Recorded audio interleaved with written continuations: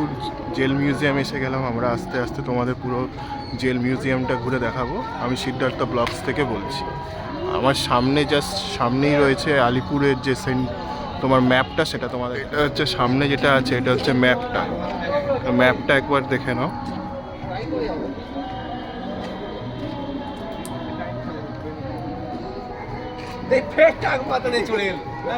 এটা হচ্ছে ম্যাপটা।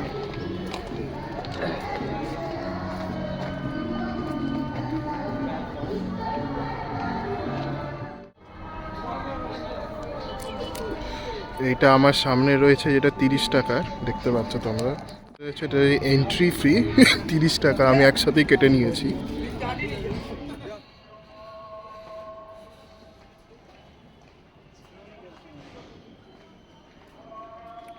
এখানে তোমরা কি কি দেখতে হবে দেখো। গ্যালন্স রয়েছে, Nehru cell, Netaji cell, Chittaranjan Das cell, এই সমস্ত সেলগুলো তোমরা এখানে দেখতে পাবে।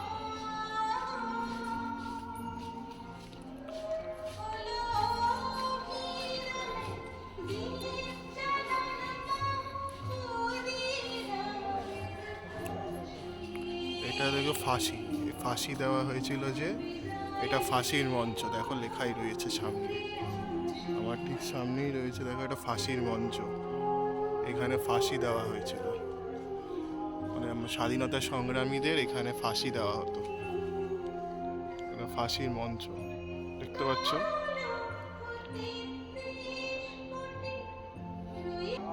তো তারপরে এটা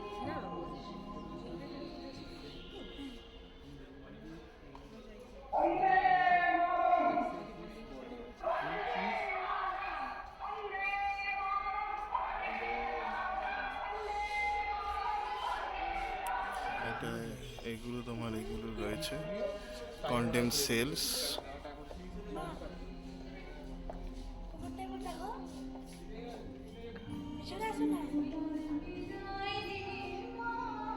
সমস্ত এখানে দীনেশ গুপ্ত এক্সিকিউশন লেখা রয়েছে, দেখো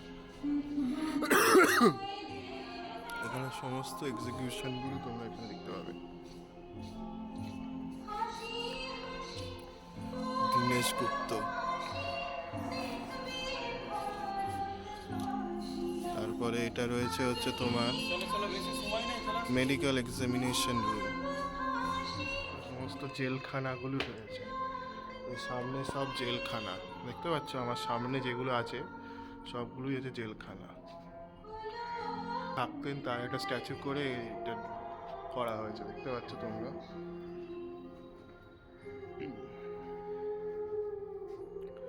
এখানে আরেকটা দেখো জেলখানা রয়েছে একদম আমার সামনে।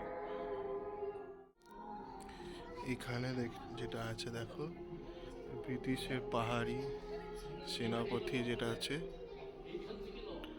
এই যে এখানে ব্রিটিশরা মানে যে পুলিশরা থাকতো, তাদের যে কয়েদিদের যে মারতো, সেটা দেখো এই জিনিসটা দিয়ে মারতো। সামনেও দেখো কিছু কয়েদি আছে, দেখো Lord Mountbatten swearing upon the Jawaharlal Nehru at the first.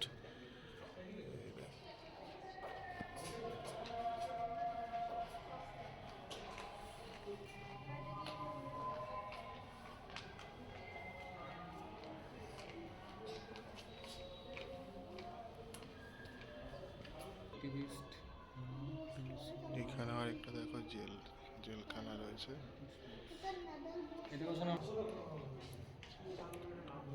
এখানে হচ্ছে তোমার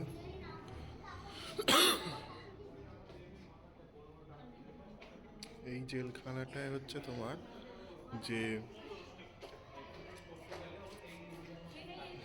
চিত্তরঞ্জন দাস 2 বছরের জন্য এখানে ছিল আর কি। দেখো এখানে ওনার প্রত্যেকটা যাদের জেলখানা ছিল তাদের ছবি দেওয়া রয়েছে আর কি, দেখেছো? এই সামনে দেখো এগুলো ছবি দেওয়া আছে। এই যে বিধানচন্দ্র রায় দেখতেই পাচ্ছ, ওনার যে মূর্তি, এটা দেখো লেখা এখানেই রয়েছে। এটা হচ্ছে বিধানচন্দ্র রায়ের সেল। বিধানচন্দ্র রায়কেও এখানে রাখা হয়েছিল। আমি তোমাদের বাংলাটা দেখাচ্ছি আগে, তারপর ইংলিশটা দেখিয়ে দেবো। এই দেখো বাংলায় লেখা রয়েছে, তোমরা একবার জাস্ট পজ করে একটু দেখে নাও। এটা বিধানচন্দ্র রায়কে এখানে রাখা হয়েছিল, এই সেলটা যেটা তোমরা দেখলে কিছুক্ষণ আগে। আর কি বৃত্তান্ত সেটা এখানে লেখা রয়েছে, আমি তোমাদের জাস্ট একটু পড়ে শুনিয়ে দিচ্ছি। পশ্চিমবঙ্গের দ্বিতীয় মুখ্যমন্ত্রী ডাক্তার বিধানচন্দ্র রায় এই ভবনের, যেখানে নেতাজির কক্ষ রয়েছে, একতলায় 4 নম্বর কক্ষে 1930 সালের 5ই সেপ্টেম্বর থেকে 1931 সালের 1 জানুয়ারি পর্যন্ত বন্দী ছিলেন। ডাক্তার রায় বিশ্বাস করতেন স্বরাজ পেতে গেলে ডক্টর রায় বিশ্বাস করতেন স্বরাজ পেতে গেলে দেশের নাগরিকদের সুস্বাস্থ্য একান্ত প্রয়োজন। 1928 সালে তিনি সর্বভারতীয় কংগ্রেসের সদস্য নির্বাচিত হন। তখন বাংলা কংগ্রেস দলের মধ্যে অভ্যন্তরীণ বিবাদ হয়ে চলছিল। দেখে না, এটা একটা কক্ষ রেখেছি, এটা নেতাজির কক্ষ। নেতাজি এখানে ছিলেন কিছুদিন। ওপরে আমরা এসে গেছি, এই যে নেতাজির কক্ষ, দেখো লেখাই রয়েছে এখানে। এই জায়গাটা একটু আমি স্পয়লে রেখে দিচ্ছি, তোমরা পজ করে জাস্ট দেখে নাও।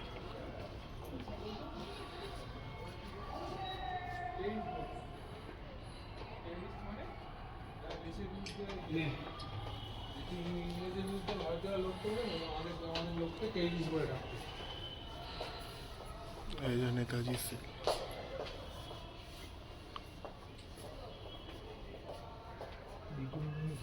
এটা নেতাজির কক্ষ, এটা না না এটা নেতাজির কক্ষ। দেখো নেতাজি একটা হলো ছিল, আচ্ছা এটা চলে গেল গত বছরে। আচ্ছা এই যে এটা হচ্ছে নেতাজি, এটা দেখো নেতাজির কক্ষ, দেখতে পাচ্ছ? এখানেই ছিল নেতাজি, যেটা আমি তোমায় পরে দেখালাম সেটাই।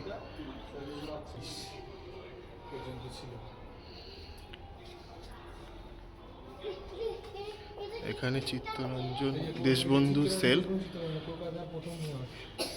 দেশবন্ধু সেল। এই যে এটা উনি এখানে ছিলেন, দেখতে পাচ্ছ সেলটা একবার।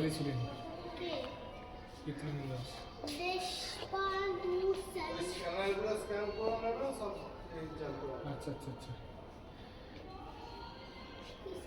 এই যে স্ক্যানারগুলো স্ক্যান করতে বলছি। এই সামনে দেখো এই স্ক্যানারগুলো রয়েছে, এই স্ক্যানারগুলো তোমরা যদি স্ক্যান করো সমস্ত দেখতে পাবে, মানে সমস্ত আরও বৃত্তান্ত ডিটেলস এই স্ক্যানারগুলো স্ক্যান করলে আরও পাওয়া যাবে।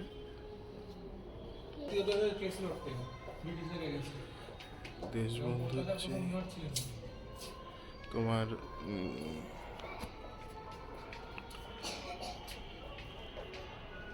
এইটা দেখো, এটা হচ্ছে দেশবন্ধুর যে বৃত্তান্ত কত সাল থেকে কত সাল অবধি ছিলেন সেটা এখানে দিয়েছে।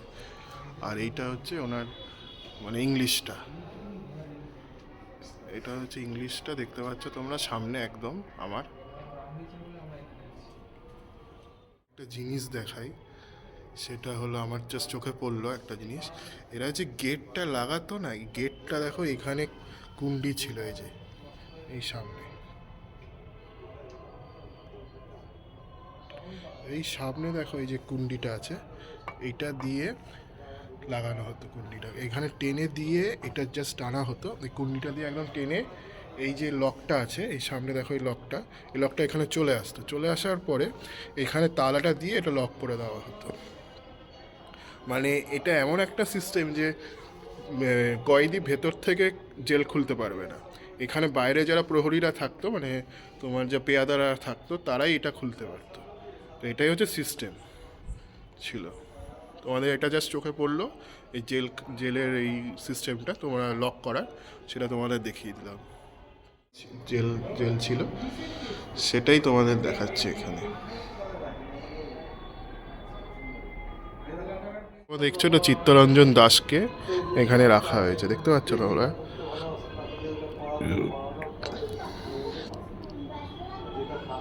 চিত্তরঞ্জন দাস,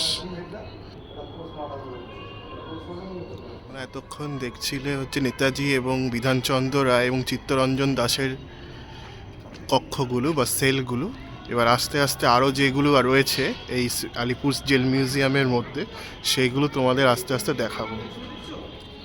সামনে যে নেহেরু বসে আছে, দেখো এটা নেহেরুর সেল, যেহেতু এটা স্ট্যাচু হিসেবে তৈরি করেছে, দেখতে পাচ্ছ।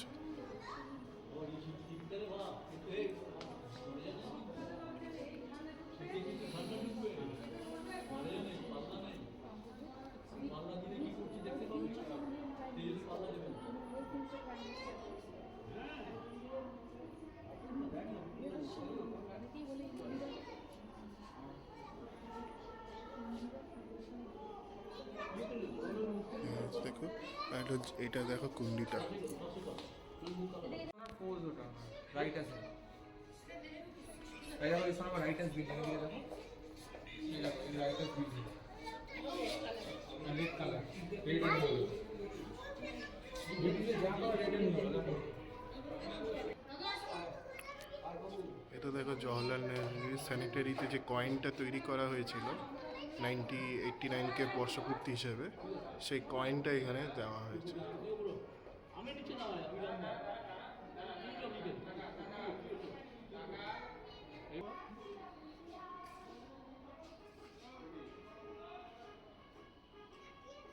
এটা যে জওহরলাল নেহরুর যে মেয়ে, তাকে এখানে রাখা হয়েছে, দেখতে পাচ্ছ।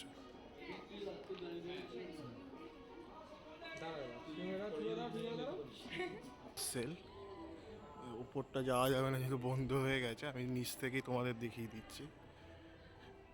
এগুলো হচ্ছে তোমার সাধারণ কক্ষ, এগুলো হয়েছে যেখানে জেনারেল সেল, যেখানে সমস্ত মানে আম জনতাকে, মানে আম প্রিজনকে, কারাগারে যারা থাকতো তাদেরকে এখানেই রাখা হতো। এটা হচ্ছে জেনারেল কক্ষ বা জেনারেল সেল, এখানে সবাইকেই মোটামুটি রাখা হতো আর কি।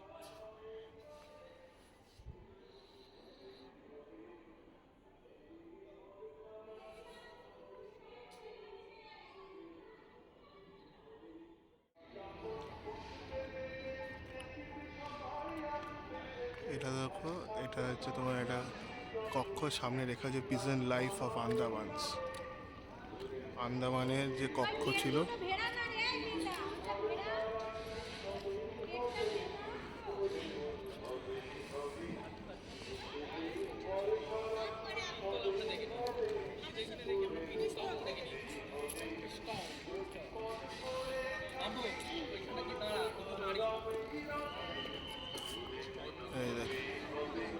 এই হলো আন্দামানে যে সেন্ট্রাল জেলায় যে যাদেরকে যেভাবে রাখা হতো, সেটা এখানে দেওয়া হয়েছে, দেখো সামনে।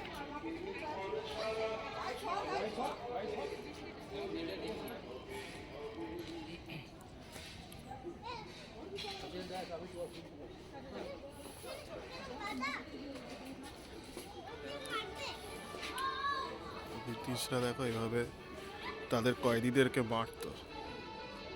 সামনে দেখো বেত রয়েছে, বেত দিয়ে এভাবে মারা হতো আর কি।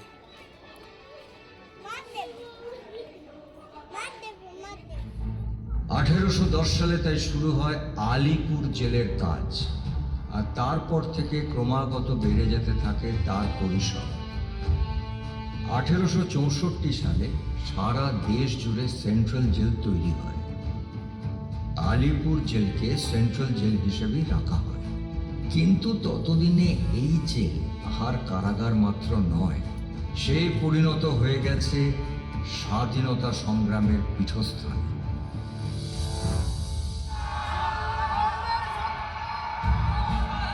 1857 সিপাহী বিদ্রোহে বিপুল দাঙ্গা। ব্রিটিশ শাসক শঙ্কিত হয়ে নির্বিচারে গ্রেপ্তার চালাতে লাগলেন। এদেরই একজন মাহসিনুদ্দিন আহমেদ, ইনি সেই বিখ্যাত দুদুমিয়া। ফরাইজি আন্দোলন নামে এক কৃষক আন্দোলনের জনক।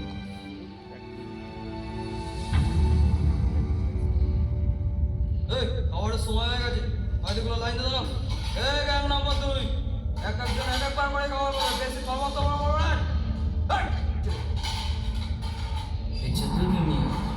সে শুধু পরিকৃতি ক্যারা ধরে আনছে আপনারে, এই কথা কি সত্য? সুজয় ভাই, আমি অহন এক বিপজ্জনক ব্যক্তি। তা তো বটে, জমিদার কোম্পানির ট্যাক্স আদায় করার নামে প্রজার রক্ত চষে। আপদকালে ভাই আইসা কাজ মিলায় ভাইয়ের সাথে। আর এই সকলে যেটা জানে আমিও তাই। এর জমিন ভগবানের দান, তাতে সকলের সমান অধিকার। হক কথা। ইংল্যান্ডের সুতাকলে নীল রং চাই, তার লগে আমাদের চাষিদের দিয়া জোর খাটাইয়া নীলের চাষ করায় জমিনদার। মহাজনের কর্জের ফেরে হত্য গরিব প্রজা জবাই হয় দুই তরফে। যাদের শরীরে শুধু অস্থি চর্মসার, তারে কি আর জবাই করে কও? হ্যাঁ, যার সম্বল নাই কিছুই, তার হার আবার কি থাকে আর? আর আইব দলে দলে, এই চৌগাছা টিকা, নদিয়া টিকা, আইব সব মোল্লাটি, পাবনা, মুর্শিদাবাদ টিকা। আরে নীল বিদ্রোহে সব উড়ায় নিয়ে যাবে সব জমিদারদের। এই সেই দিনের জন্য প্রস্তুত হও আমার কৃষক ভাই।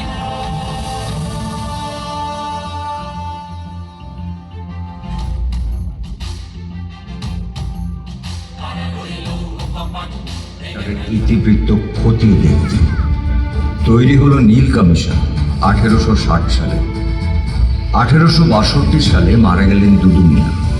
কিন্তু যে লড়াই তিনি শুরু করেছিলেন তা থেমে তো গেলই না, বরং দ্বিগুণ তেজে প্রজ্বলিত হয়ে ছড়িয়ে গেল দিকে দিকে। 1905 দেশ জুড়ে বিপ্লবের দিকে দিকে আগুন। তারই মধ্যে হিন্দু মুসলমানের বিভেদ তৈরি করতে লর্ড কার্জনের বঙ্গভঙ্গের ঘোষণা। বিক্ষোভে উত্তাল সারা দেশ। বিলিতি জিনিস বর্জন করা শুরু হল। জন্ম নিল স্বদেশী আন্দোলন। ব্রিটিশ সরকার সিদ্ধান্তে অনড়। জনরোষ উত্তাল হয়ে উঠল। স্বদেশী আন্দোলনের রূপ বদলে গেল স্বাধীনতা আন্দোলনে। গুপ্ত হত্যার শিকার হিসেবে বেছে নেওয়া হল কুখ্যাত ব্রিটিশ অফিসারদের, যাদের একজন magistrate Douglas Kingsford. Khudiram Bose আর প্রফুল্ল চাকি এই কিংসফোর্ডকে লক্ষ্য করে বোমা ছুড়ল মুজফ্ফরপুরে, কিন্তু লক্ষ্যভ্রষ্ট হওয়ায় বেঁচে গেলেন। এই ঘটনায় অনেক বিপ্লবীকে গ্রেফতার করা হয়। এদের মধ্যে ছিলেন কানাইলাল দত্ত, ছিলেন সত্যেন্দ্রনাথ বোস, নরেন্দ্রনাথ গোস্বামী।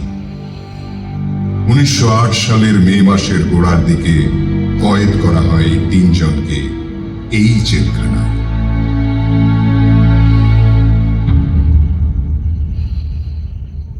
কানাইলাল দত্ত, টিপ সত্য, সত্যেন্দ্রনাথ বোস এইখানে।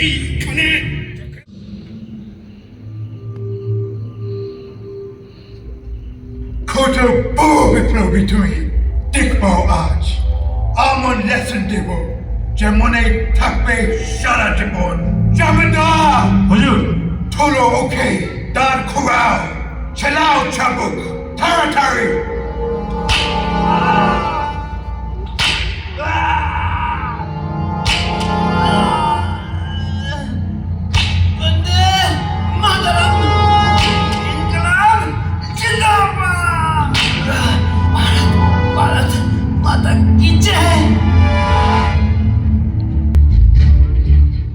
ভলেন্টিয়ার্স থেকে 3 ডাকাবুকো তরুণ, বিনয় কৃষ্ণ ঘোষ, বাদল গুপ্ত এবং দীনেশ চন্দ্রগুপ্ত, দিনে দুপুরে রাইটার্স বিল্ডিং এর এক দুঃসাহসিক অভিযান চালিয়ে হত্যা করলেন কর্নেল সিমসনকে। ব্রিটিশ সাম্রাজ্যবাদের অহংকার ধুলোয় মিশে গিয়েছিল সেদিন। গ্রেফতারি এড়াতে তিনজনই আত্মহননের পথ বেছে নেন। বিনয় আর বাদল মারা গেলেও দীনেশকে বাঁচিয়ে তোলা হয়। বিচারের জন্য আনা হয় তাকে আলিপুর জেলে।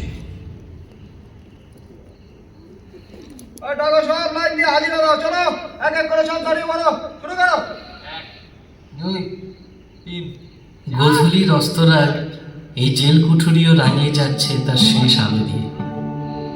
গ্রীষ্ম বিদায় নিচ্ছে, আমি এখন থেকেই যেন বাতাসে বর্ষার মেঘের গন্ধ পাচ্ছি। আরে আমি তো ভুলেই যাচ্ছিলাম।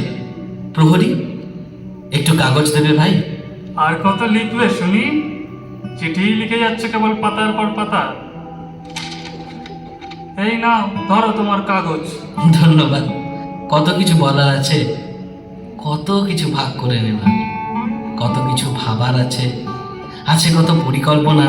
বন্দুক নিয়ে তো মানুষ মারতে বেরিয়েছিলে, সিমসান সাহেবকে তো মেরেই ফেললে। এসবের কথা তখন ভাবলে পারতে। আর করতো বিকলাঙ্গ করে দিত সকলকে। ক্ষমতায় যারা আছে তারা কেউ ওকে আটকাতে পারেনি। কাউকে না কাউকে সেই কাজ তো করতেই হতো। নরপিশাচ নিধনের জন্য প্রয়োজন হয় নৃসিংহ অবতারের। হাসি কাঠে ঝোলার সময় এলে বুঝবে ওখানে কোনো ক্ষমা নেই। ক্ষমা নতি জানাই। দীনেশ চন্দ্রগুপ্ত, তোমার সময় হয়ে গেছে। আমি প্রস্তুত। ছোটদা শোনো, আমার কোনো দুঃখ নেই, বেঁচে থাকা আনন্দের, কিন্তু মরতে পারা কখনো কখনো তার চেয়েও বেশি আনন্দের। মৃত্যু অবশেষে মুক্তি দেবে আমাকে। দীনেশ চন্দ্রগুপ্ত, তোমার শেষ ইচ্ছে কিছু আছে? সেই গভীর ঘুম ঘুমোতে চাই আমি, যা পৃথিবীর সব জ্বালা যন্ত্রণা মুছে দিতে পারে। আমার মৃত্যুতে কেউ যেন চোখের জল না ফেলে। আমায় ভালোবাসো যারা, তারা বিলাপ করো না। অসহায় অশ্রু জলে আমার আত্মা শান্তি পাবে না।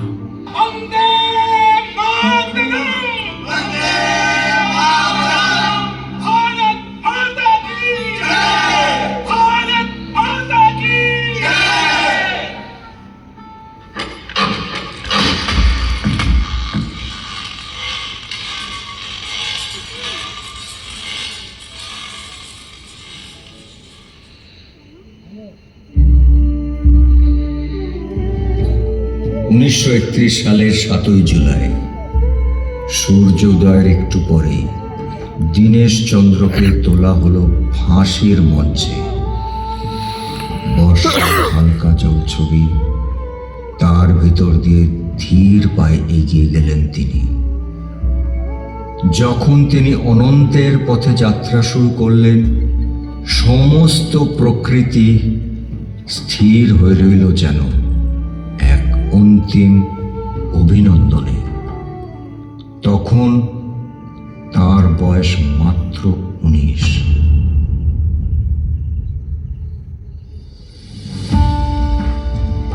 উনিশশো 34 সালের জানুয়ারি মাসে কলকাতায় আসেন জওয়াহরলাল নেহরু এবং একটির পর একটি জনসভায় ব্রিটিশ সরকারের